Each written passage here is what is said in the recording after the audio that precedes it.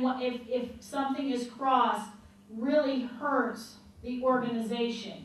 You have to tie your ethical code of conduct and all that you do to the entire movement, entire organizational structure of the entity that you work with, work for, or create. The second thing that has to happen, which is probably just as important, is to have what we call, and I hope you write this stuff down, it's called an executive imperative. At the top of any organization, they need to be in the habit of talking about ethics and doing what's right. It needs to be a part of a daily discussion. I mean, every day you don't have to use the word ethics, but you have to walk it and talk it. There needs to be things that remind people for doing the right thing. There needs to be things that tell people what happens for doing the wrong thing. But it needs to be integrated into the organization in such a way that it's inspirational. It inspires people to want to do right. The other thing that's key and critical is that it has to bring stakeholder value.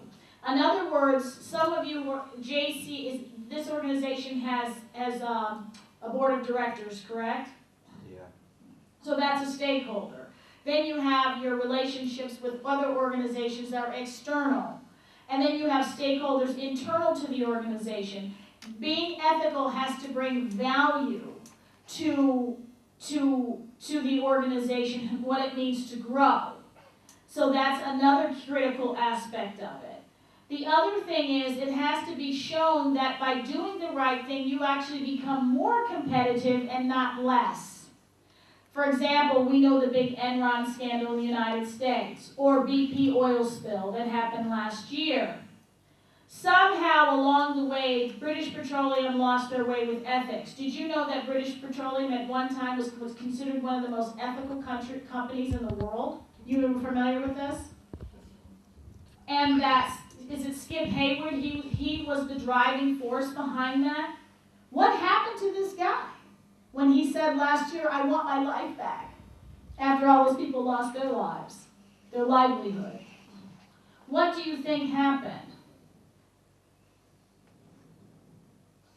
Somewhere along the way, their ethical code of conduct got lost.